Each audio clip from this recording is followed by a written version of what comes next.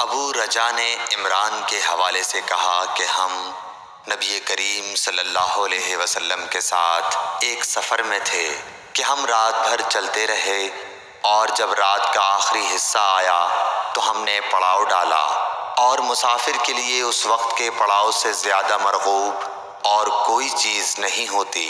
پھر ہم اس طرح غافل ہو کر سو گئے کہ ہمیں سورج کی گرمی کے سوا کوئی چیز بیدار نہ کر سکی۔ سب سے پہلے بیدار ہونے والا شخص فلاں تھا، پھر فلاں، پھر فلاں۔ ابو رجا نے سب کے نام لیے، لیکن اوف کو یہ نام یاد نہیں رہے۔ پھر چوتھے نمبر پر جاگنے والے حضرت عمر بن خطاب رضی اللہ تعالیٰ عنہ تھے، اور جب نبی کریم صلی اللہ علیہ وسلم آرام فرماتے تو ہم آپ کو جگاتے نہیں تھے، یہاں تک کہ آپ خود بخود بیدار ہوں، کیونکہ ہمیں کچھ معلوم نہیں ہوتا کہ آپ پر خواب میں کیا تازہ وحی آتی ہے۔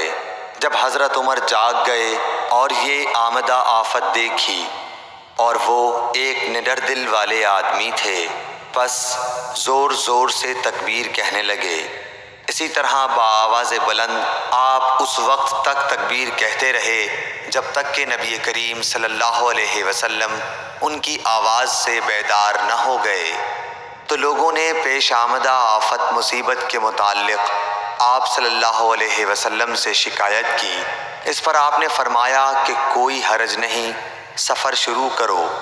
پھر آپ تھوڑی دور چلے، اس کے بعد آپ ٹھہر گئے اور وضو کا پانی طلب فرمایا، اور وضو کیا اور اذان کہی گئی۔ پھر آپ نے لوگوں کے ساتھ نماز پڑھی۔ جب آپ نماز پڑھانے سے فارغ ہوئے تو ایک شخص پر آپ کی نظر پڑی جو الگ کنارے پر کھڑا ہوا تھا، اور اس نے لوگوں کے ساتھ نماز نہیں پڑھی تھی۔ آپ نے اس سے فرمایا کہ اے فلاں، تمہیں لوگوں کے ساتھ نماز میں شریک ہونے سے کون سی چیز نے روکا؟ اس نے جواب دیا کہ مجھے غسل کی حاجت ہو گئی اور پانی موجود نہیں ہے۔ آپ نے فرمایا کہ پاک مٹی سے کام نکال لو، یہی تجھ کو کافی ہے۔ پھر نبی کریم صلی اللہ علیہ وسلم نے سفر شروع کیا تو لوگوں نے پیاس کی شکایت کی۔ آپ پھر ٹھہر گئے اور فلاں یعنی عمران بن حسین رضی اللہ تعالیٰ عنہ کو بلایا۔ ابو رجا نے ان کا نام لیا تھا، لیکن اوف کو یاد نہیں رہا، اور حضرت علی کو بھی طلب فرمایا۔ ان دونوں سے آپ نے فرمایا کہ جاؤ پانی تلاش کرو۔ یہ دونوں نکلے۔ راستے میں ایک عورت ملی جو پانی کی 2 پکھالیں اپنے اونٹ پر لٹکائے ہوئے بیچ میں سوار ہو کر جا رہی تھی۔ انہوں نے اس سے پوچھا کہ پانی کہاں ملتا ہے؟ تو اس نے جواب دیا کہ کل اسی وقت میں پانی پر موجود تھی، یعنی پانی اتنی دور ہے کہ کل میں اسی وقت وہاں سے پانی لے کر چلی تھی، آج یہاں پہنچی ہوں، اور ہمارے قبیلے کے مرد لوگ پیچھے رہ گئے ہیں۔ انہوں نے اس سے کہا اچھا ہمارے ساتھ چلو۔ اس نے پوچھا کہاں چلوں؟ انہوں نے کہا رسول اللہ صلی اللہ علیہ وسلم کی خدمت میں۔ اس نے کہا اچھا وہی جن کو لوگ صابی کہتے ہیں؟ انہوں نے کہا یہ وہی ہیں جسے تم کہہ رہی ہو۔ اچھا اب چلو۔ آخر یہ دونوں حضرات اس عورت کو حضرت صلی اللہ علیہ وسلم کی خدمت مبارک میں لائے اور سارا واقعہ بیان کیا۔ عمران نے کہا کہ لوگوں نے اسے اونٹ سے اتار لیا۔ پھر نبی کریم صلی اللہ علیہ وسلم نے ایک برتن طلب فرمایا اور دونوں پکھالوں یا مشکیزوں کے منہ اس برتن میں کھول دیے، پھر ان کا اوپر کا منہ بند کر دیا، اس کے بعد نیچے کا منہ کھول دیا، اور تمام لشکریوں میں منادی کر دی گئی کہ خود بھی سیر ہو کر پانی پئیں اور اپنے تمام جانوروں وغیرہ کو بھی پلا لیں۔ پس جس نے چاہا پانی پیا اور پلایا، اور سب سیر ہو گئے۔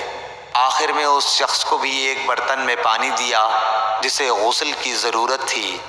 آپ نے فرمایا لے جا اور غسل کر لے۔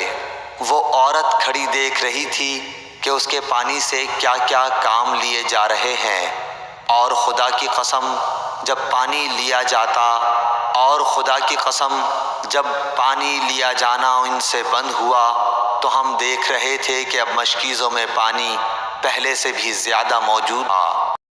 پھر نبی کریم صلی اللہ علیہ وسلم نے فرمایا کہ کچھ اس کے لیے کھانے کی چیز جمع کرو۔ لوگوں نے اس کے لیے عمدہ قسم کی کھجور، اجوا، آٹا اور ستو اکٹھا کیا، یہاں تک کہ بہت سارا کھانا اس کے لیے جمع ہو گیا تو اسے لوگوں نے ایک کپڑے میں رکھا اور عورت کو اونٹ پر سوار کر کے اس کے سامنے وہ کپڑا رکھ دیا۔ رسول اللہ صلی اللہ علیہ وسلم نے اس سے فرمایا کہ تمہیں معلوم ہے کہ ہم نے تمہارے پانی میں کوئی کمی نہیں کی ہے، لیکن اللہ تعالیٰ نے ہمیں سیراب کر دیا۔ پھر وہ اپنے گھر آئی، دیر کافی ہو چکی تھی، اس لیے گھر والوں نے پوچھا کہ اے فلانی کیوں اتنی دیر ہوئی؟ اس نے کہا ایک عجیب بات ہوئی، وہ یہ کہ مجھے 2 آدمی ملے اور وہ مجھے اس شخص کے پاس لے گئے جسے لوگ صابی کہتے ہیں۔ وہاں اس طرح کا واقعہ پیش آیا، خدا کی قسم وہ تو اس کے اور اس کے درمیان سب سے بڑا جادوگر ہے۔ اور اس نے بیچ کی انگلی اور شہادت کی انگلی آسمان کی طرف اٹھا کر اشارہ کیا۔ اس کی مراد آسمان اور زمین سے تھی، یا پھر وہ واقعی اللہ کا رسول ہے۔ اس کے بعد مسلمان اس قبیلے کے دور و نزدیک کے مشرکین پر حملے کیا کرتے تھے، لیکن اس گھرانے کو جس سے اس عورت کا تعلق تھا کوئی نقصان نہیں پہنچاتے تھے۔ یہ اچھا برتاؤ دیکھ کر ایک دن اس عورت نے اپنی قوم سے کہا کہ میرا خیال ہے کہ یہ لوگ تمہیں جان بوجھ کر چھوڑ دیتے ہیں، تو کیا تمہیں اسلام کی طرف کچھ رغبت ہے؟ قوم نے عورت کی بات مان لی اور اسلام لے آئی۔ حضرت ابو عبداللہ امام بخاری رحمۃ اللہ علیہ نے فرمایا کہ سبا کے معنی ہیں اپنا دین چھوڑ کر دوسرے کے دین میں چلا گیا، اور ابو العالیہ نے کہا ہے کہ صائبین اہل کتاب کا ایک فرقہ ہے جو زبور پڑھتے ہیں، اور سورہ یوسف میں جو عصب کا لفظ ہے وہاں بھی اس کے معنی عمل کے ہیں۔ صحیح بخاری حدیث نمبر 344۔